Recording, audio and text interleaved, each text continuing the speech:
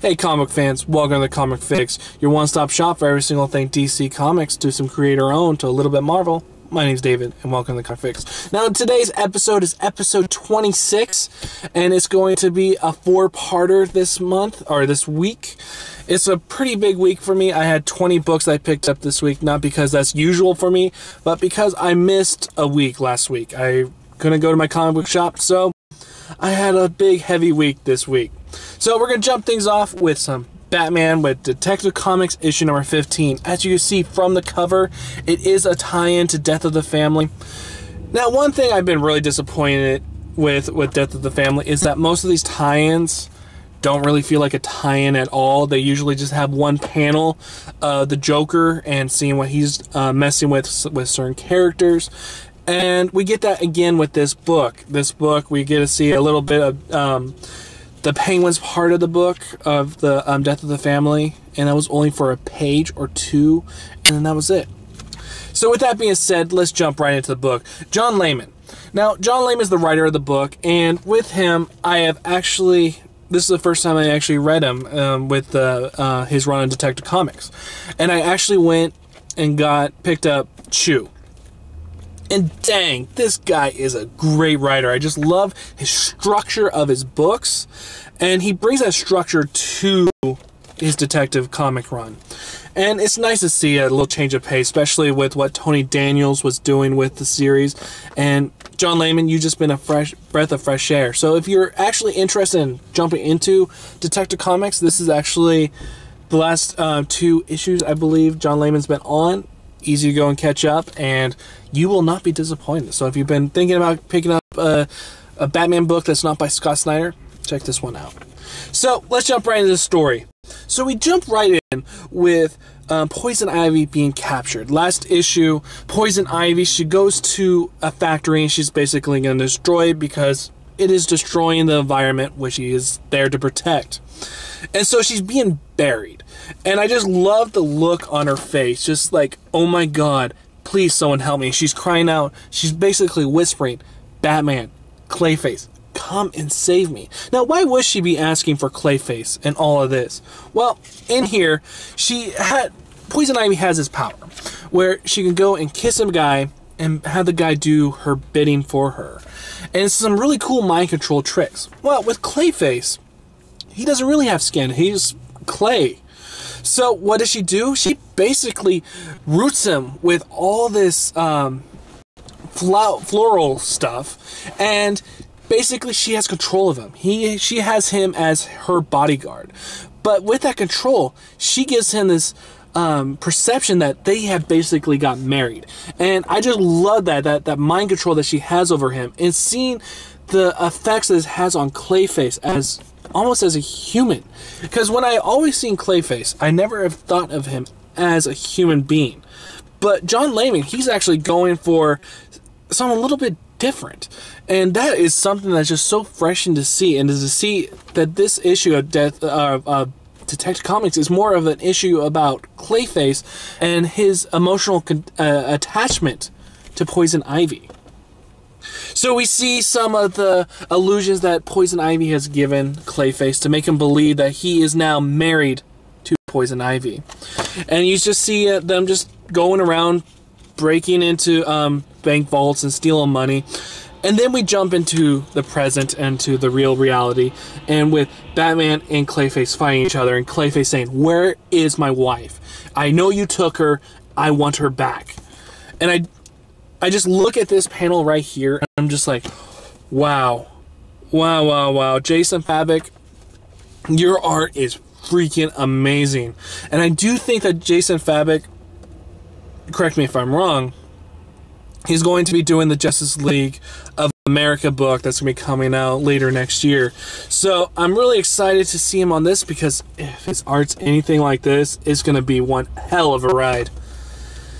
So we got Batman just fighting Clayface, telling him, hey, there's something wrong here. That this does not seem right. And of course, Batman, he just cannot beat Clayface. I mean, Clayface, no matter how many punches he puts into him, Clayface is just going to get right back up and just keep on coming. And so Batman basically, he just knows he has to retreat. And with that retreat, I like that. It's not that Batman is this guy who could beat everything at any time. No, he has to prepare sometimes for a battle. And he was not prepared for this battle with Clayface. I mean, Clayface just jumping right in there and saying, "Where the hell is my wife?" It's something that he was not expecting. And he's the Bat, for crying out loud. So what does he do? He retreats. And I just love that retreat. It just makes him feel more... It makes Batman feel more human. And then after that, we jump into the parts with the Penguin. Now, the Penguin, in Batman issue number 14, the Penguin goes in and I think it was in the backup of Batman issue number 14 or 15. No, 14, yeah. And we see in the backup that the Penguin is invited to go into this mob boss scene or a mob boss meeting. And he goes into this church, and what he finds is that all these mob people are dead. And the Joker tells him, I killed them with your weapon, your umbrella. And everyone's going to believe it's going to be you. But if you come with me and come to my party, I will have it where everyone will blame me. So in here we see the Penguin telling his right-hand man, saying, "Hey, I'm going to be going out for a little bit, and you are in control until I get back." And I just love it. You just see the sweat pouring down on his face as he is telling his number one henchman, "Hey, you are going to be taking control of my empire while I'm gone." And another thing I love, though, is that you see in the background here, you see the Joker. But none of the other characters even acknowledge that he's actually there. And I don't believe he is. I just believe that's in the Penguin's psyche that they're trying to show off right here. And it makes me wonder, because every single of the Death of the Family, we've always seen the Joker in the background somewhere, just, you know, pulling the strings. And I wonder, is there something really off? I know that there's something off with Joker, but is there something more off than we don't even imagine right now? Because I do think that there's going to be some big old reveal into what has happened to the Joker, and I do think the Dollmaker does have a big part into it, into what he has done to the Joker. So I'm just really, really interested to see where it's going to go. My mind's just kind of racing, kind of giving myself some ideas, which probably won't come into intuition, but you never know. And I would love to hear you guys' thoughts on where you guys think the Joker's going to be going from here on out. So we get Batman just doing his detective work, trying to figure out how can I stop Clayface, because Clayface is now destroying the whole entire city to get to Poison Ivy. And he figures out, because he steals a flower that was basically on Clayface's chest, and he gets the toxin, and he finds out what the toxin is, and now he's going to go and basically help Clayface. And I love it, though. Commissioner Gordon's there, and Clayface is destroying, and Commissioner Gordon's trying to stop Clayface. Batman gives him a call saying, "Hey, I'm on my way. Pull all your men back." And then we get to see a new outfit for Batman. And this one looks like something out of the toy run that I saw from Batman the Animated Series from a long time ago when I was growing up as a kid. And I just see this suit, I just think of that time. And I'm just like, wow, that's a sick-ass suit. I mean, I just love the orange on there with the black. And it kind of reminds me a little bit of the Giants colors, I wouldn't lie, because I'm a huge San Francisco Giants fan. And so I just saw this, I was like, yeah.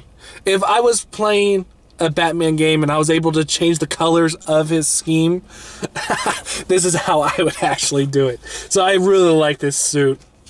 And he comes in, stops Clayface, breaks off the poison that Poison Ivy has brought upon Clayface. And I just love this moment. You just see Clayface just on the ground, basically defeated, but not in a way that you would expect. He is everything that he has imagined. He was just so happy with what Poison Ivy has given him, this hope that he can find love. And I just love this line, like Batman was like, where was that he never thought he would destroy Clayface in this way, that there is more to him than actually meets the eye. And I just love this scene.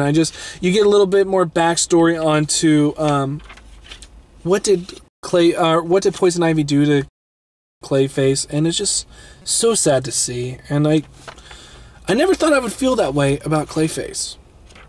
And then basically at the end, we see the number one henchman going and digging in the dirt, and he brings out Poison Ivy, and he tells Poison Ivy, this was all part of the plan. I buried you right next to the green, so you can actually still have power, and with her being Poison Ivy, she can sprout flowers or whatnot, and there will still be oxygen in the little box that she's at. And he basically tells her, join my empire, the Penguin is gone, and now it's my time to rule. And I just cannot wait to see where this series is going to go. The backup story is more about Clayface and what did Poison Ivy do to him, and just more humanity that they brought to Clayface. This book was freaking awesome. I just loved everything about it. Was not expecting for it to be about Clayface, and it was great. The disappointing parts is that it kind of was not a tie-in to Death of the Family. I mean, there was only one scene in there with the Penguin and the Penguin going to the Joker's party. But other than that, this was a great issue. I mean, most people are going to be deceived, and they're going to come into it if they have not read the series and be like, I got gypped again. I mean, I'm reading a story about Clayface, which is awesome, but I came in here for the story about the Joker. So I think new readers who are coming in just for the Death of the Family story arc are going to be very disappointed. But readers like me who just love Batman, and sometimes something can surprise you, and this one did. This one gets a 4.5 out of 5. I'm trying not to give 5 out of 5s, but when I do give 5 out of 5, it's going to be to a book that extremely deserves it. This one was really close, but it just didn't have that one scene that just blew my freaking mind. So 4.5 out of 5. Just a great book. And then we jump into some Batman Incorporated with Grant Morrison. Now, I was not going to pick up this series, or I was going to wait on the series to be out in a volume, because I didn't feel like it was going in continuity with what all the other Batman stories are going. I just thought it was just a Grant Morrison. It was Grant Morrison continuity. So, I thought I was about dropping it, but I heard this about this one. And I remember the last panel of the last issue, and it has the Gotham burning, and it says 666 with Damian's face on it, or I think it was Batman. And I was just like, okay, Grant Morris, you got me in for one more issue. And if this issue impresses me as much as I think it will, I'll keep on going until the very end. So, Batman Incorporated issue number 5. The story starts out with Batman just telling Damian, you cannot be Robin anymore. You can, because I've seen the future, and the future is that you become the Batman, and you basically destroy everything I have done, and it's all part of your mother's plan. I just love the face that Damian's just making while Batman's telling him all this. It just, you just look at it, you're just like, wow, Damian's so freaking pissed right now. Man, I just love the art that Chris Burnham does on this thing. It's just gorgeous beyond belief. And so then we jump on into the parts that Batman's talking about when he saw the future. And you see just this, everything burning. And you see Batman, who is now Damian, just saving this little girl from all these masked people, and you see them all with this grin on their face, and you know that the Joker has a part of it. And so he's trying to save this girl, and he is not afraid to kill people to get to his objective. Chris Burnham's art is just fantastic in this issue, and the colors that they have, an equally impressive job. I mean, I just love everything from the lines that are in this book to just the way that the coloring is going. Beautiful stuff. And then you see the last place in Gotham that's not burning is Arkham. And so we see a little bit of differences between everything, or between the Earth Prime and this Earth that Batman saw the future in. And we see some more about Barbara Gordon, and that she's now the commissioner of the Gotham, of the police force. And it's just so cool to see this art. I mean, I just love the story. I mean, I jumped right in, didn't know what the hell was going on, but you're eased into it enough where you kind of get the gist of it. Joker has poisoned everybody, and the only place that's safe is Arkham. And that's the last last of the Alamo for Batman. So some beautiful artwork. And then you get to the points where you're figuring out that this little girl that Batman or Damian was saving, she was the person that is immune to the Joker gas that's just killed Gotham City. And when you get an explanation that the government is thinking about just throwing a nuke in Gotham City because it's just overrun and just blowing up everybody in there just to stop the Joker. And I love it, though. You see the President of the United States in here, and you look at him, and I think I know exactly who the President is in this book. Because you just look at him, and I think that's actually Clark Kent as the President of the United States. I just look at that, I'm just like, that would be really cool if it actually is. And if it is Grant Morris, which it sounds like a thing that Grant Morris would do, then it's just a cool idea. So we basically get the last of the Alamo in here with Batman, and it's just a cool little Elseworld story. And in here, I don't know if it takes place in the Earth 666, but this was a cool Grant Morris. This was Grant Morris with great ideas and just being like, I got the story to tell and I'm going to do it. That's one thing I've noticed about Grant Morris. I really haven't read Grant Morris up until the New 52 with his Action Comics, and I know once he gets an idea, he'll put that idea. He'll stop the story arc that he's telling just to tell this idea. Now, is there a reason for you guys to pick up this book? If you're big into Batman, you're going to be picking this book up. But is there anything for just the readers just coming in, just being like, I want something fun to read? Yes, there is. This is a cool Elseworld story, and I just love the art. Love the writing. Love the depiction of Damian as the Batman. I love the different outfit that he has in here. There was just some freaking cool moments in this whole entire book. Great stuff. I mean, just love this issue. These last two issues of Batman that I read this week, great stuff. So I'm going to get Batman Incorporated, issue number 5, a 4.5 out of 5. I mean, great stuff. It just doesn't have that one moment that just wowed me immensely. But I'm interested to see where this is going to go, because after that, I just don't know where it's going to go. I know it doesn't have anything in the continuity with what Batman and Robin's going for, because if this was, dang, that would just ruin the Batman and Robin book that they're going for. So, great book. And if you're looking for a cool $2.99 book, pick this one up. You will not be disappointed. You don't have to know what's going on at all with anything in Batman Incorporated, which really, who really knows what the hell's going on with Batman Incorporated? Because I did not read the original first run of Batman Inc. before the New 52 started. So I was really lost at the beginning about who Leviathan was and all that stuff. But I was able to jump in with the first 5 issues, kind of get caught up. Pretty good stuff. I mean, I'm going to keep on with the last, I think he's going to go up to issue number 12, I believe. No, issue 8 or something. It's coming close to the end for Grant Morris with his run on Batman Inc. and Action Comics. So I'm going to stick on until the end, because he has just some cool ideas. And then there's the bad Grant Morris. I mean, a lot of people have been praising this book, but me personally, I just could not get into it. And that book is Superman Action Comics, issue number 15. And in here you see the picture of Lana Lang, and it's nice to see Lana Lang in there. I mean, I think she only appeared once in the New 52, so it was cool to get a little bit of her perspective in there. But the story is what really bothered me.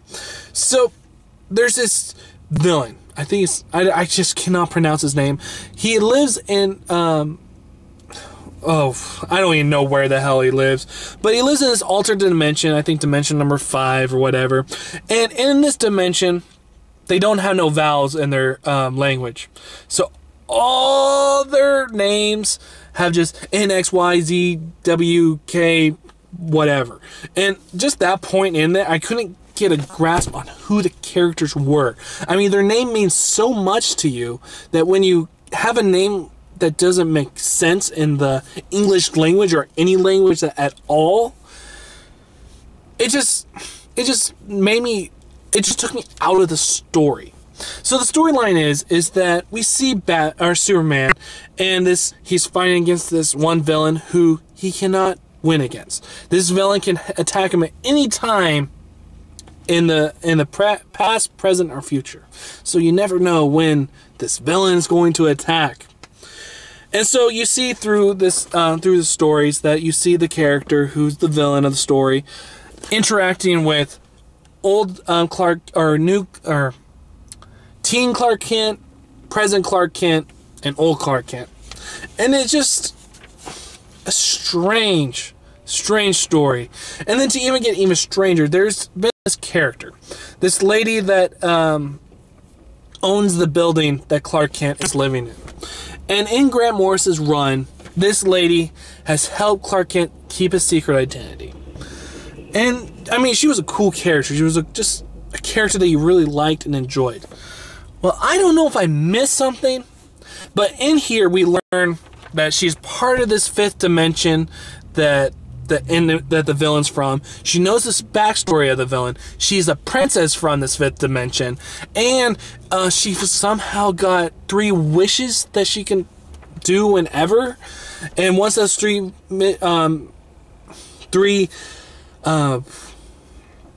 wishes are done, she dies. And so I was just like, wait, when the hell did all this happen? I had to go back and read, but this whole run in Grant Morrison has been really bogged down just by confusion. I just don't feel like Grant Morrison knows where he's going. So in here we get to learn from the princess from the fifth dimension that the guy that she's that is after her was once a musician, and he was the court jester for the king, and it was just a weird story. This was just something I just could not grasp my head around. And the only cool parts was the part of the future where you see that the red sun has happened, and we got Superman running for his life. And that was the only cool scenes in the whole entire book. I mean, the storyline was just something that I personally just could not get into. I was so put away by the name system of the villain, and then the whole color, and then the artists that they have depicting the fifth dimension. It was too strange in my book. I mean, some people will get into this whole entire story arc, which a lot of people have, but just for me personally, I just couldn't grasp my head around it. And I didn't like what they did with the landlord in the Action Comics. And she makes a wish, which I didn't even know that she did. She did the first one to get to Earth. So she became a child. She basically was reborn as a child. And then the second wish that she did was that she wished that everyone forgot that Clark Kent killed himself off. And I didn't even know that happened. I mean, I was just like, okay, didn't know that happened. And then the third wish never happens. She basically gets killed off, and she was just going to wish everything to be all right. And it was just a weird story, and it was too weird for my book. So I'm going to just get Superman Action Comics issue number 15. Just a 1 out of 5. I mean, I couldn't grasp my head around it. It was bogged down. I do know that Grant Morrison's run's coming to an end, and I'll stick it out until the very end, but I'm just not really enjoying it. I'm enjoying them on Batman Inc., but Action Comics, I'm sorry, but I can't grasp my head around it. So the next book is another Superman book, and it's Superman issue number 14, and it's the Hell on Earth tie-in. Now, last issue of Superman, it was really strange. You saw Superman do some weird-ass things. You saw him basically just looking at, using his X-ray vision to see what Lois Lane is texting, and him getting really pissed off about it. And it's like, Superman, or Clark, I know you're not having a relationship with Lois now. I mean, you did before, or you never did, but you did before in the old DCU. And now you're with Wonder Woman. I mean, Wonder Woman? Dude, who would not want to be with Wonder Woman? Well, in here, we start off, and we just see the infatuation that Clark has for Lois Lane. And it makes you think, why the hell has Clark Kent been just, holding back on just playing the friend card with Lois Lane?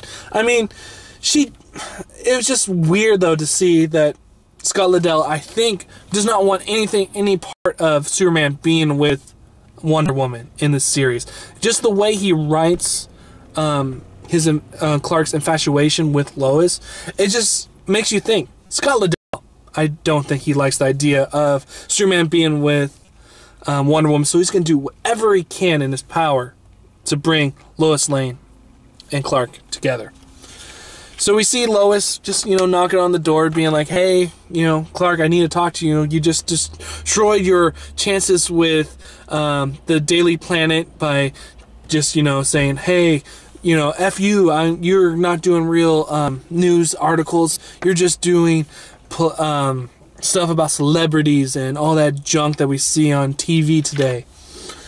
So we see Lois Lane go into his house being like, I need to talk some sense into Clark. And just to see Clark, and he just had a fight with the dragon in last issue, and just to see him just beat up as hell, being like, ugh, I have not felt this bad in so long.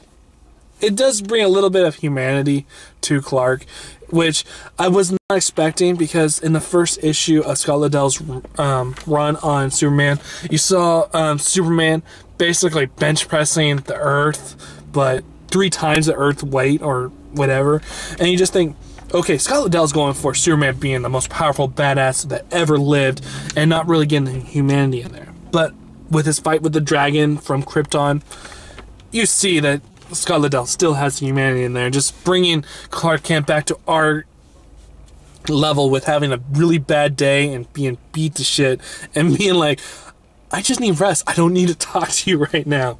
So right now, Clark Kent is not thinking straight whatsoever.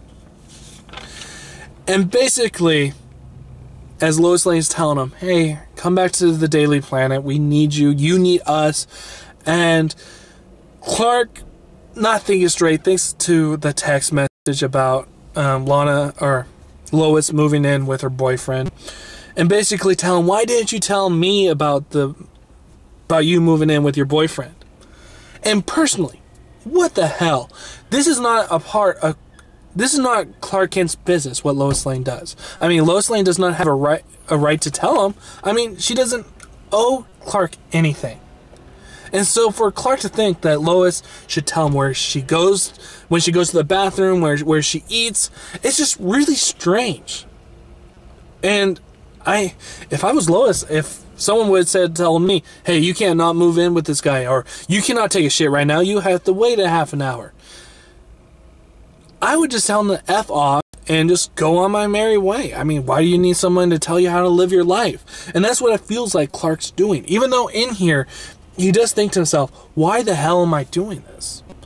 Now, I'm hoping that they kind of do a thing where they say Clark's being mind controlled by hell, and that's why he's acting so strange. But for right now, without me really knowing what the hell's going on, there's definitely something wrong with Clark. I mean, he's not acting like himself. He's doing some things that is against the code of Clark Kent. And so, in here, after he tells her all this, why didn't you tell me about you moving in with your boyfriend? She basically tells her, I've seen that smirk on your face, and I know that you are seeing somebody. And then we do get the depiction of the kiss between Wonder Woman and Superman. And if he's, as we've seen, he does like Wonder Woman a lot. And I still don't see why he's so hooked on Lois Lane. I mean, he has Wonder Woman, for crying out loud. I know Lois Lane is just this person that Superman's destined to be with, but it just feels so strange with the way that Scott Lobdell's depicting this whole relationship. And then we get the funny part, which we left off with Supergirl barging in on him and being like, Clark, I need your help. Or Kal-El, I need your help. And I just love the look that Lois gives to him. Just being like, huh? Is this a cosplayer? And I'm just like, wow, that's really funny. I mean, I just like that. She thinks he's doing a story about some cosplayers. And it's just really fun. I really do dig the artist. Kenneth Rocafort.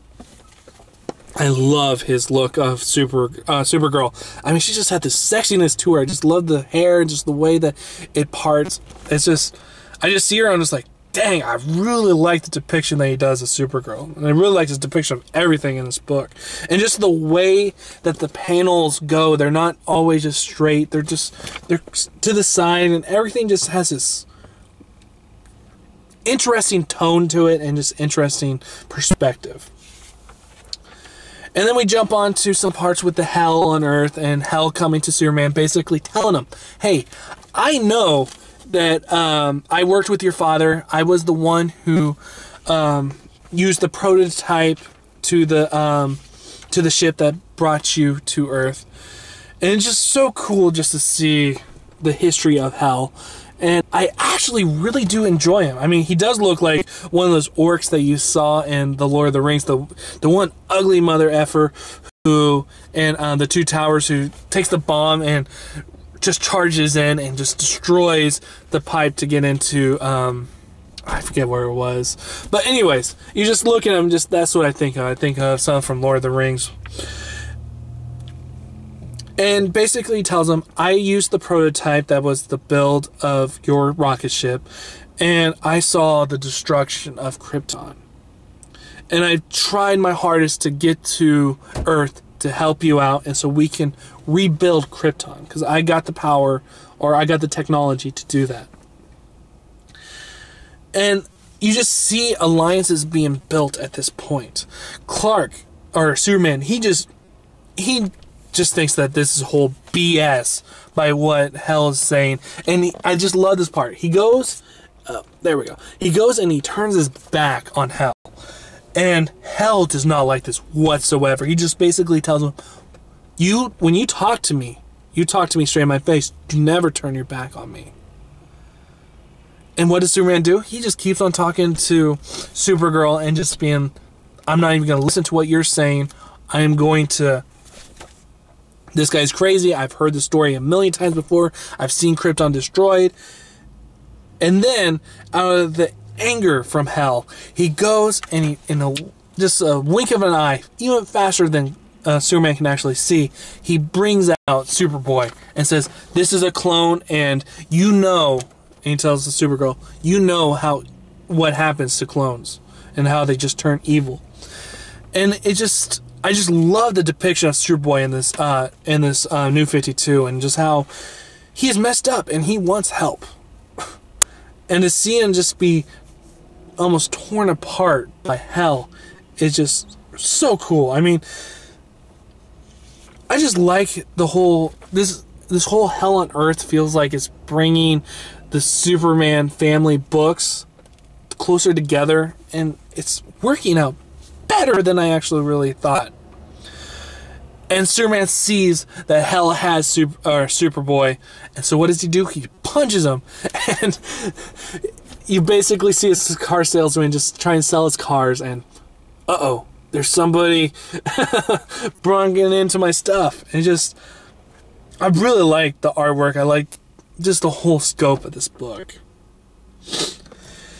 And then you got Supergirl basically telling him, you say you're supposed to protect people, but with what you just did right here, you put people in danger. Superman's like, oh, no. I know exactly what I'm doing. I meant for him to land right at that spot. So just some good stuff. There's some great character moments, and there's some alliances that are built in this book. If you're looking for a really, really cool crossover, look no further than Hell on Earth. And the one good thing about Hell on Earth is that each issue of Superman, Superboy, and Superman, Superboy, Supergirl, is that you could read just one issue, just of this one, and you got the storyline of what's going on in Superman. You got the whole points with Superman basically leaving the Daily Planet, and his relationship with Lana, or not Lana, Lois. And so you got all those parts, and you got little parts of Hell on Earth, and you can read you don't have to go pick up all the other books to figure out what's going on. So, some really good stuff here. I cannot wait for Superboy to come out. I think it comes out in 2 weeks, and it's going to be really badass. I cannot wait. So, Scott Lobdell, you're doing some really strange things with Clark Kent and just the way he's portrayed, but the Hell on Earth is just really working out pretty well, and I'm hoping that more people start to pick up Superman, because it's starting to actually come together and be in a better book line. So, Superman issue number 14 will get a 3.5 out of 5. Really did enjoy it. Enjoyed the artwork, the structure of the panels, and just the character moments were really fun. So, I'm going to leave this video off right here. I don't know how long I've been going, and then I'm going to do my next reviews, because when I go try to upload my videos, my internet's a little slow, so it takes quite a while, so half an hour I think is my limit. Okay, so I'm going to stop right here, and then I'm going to go and do part 2. So I'll see you guys next time.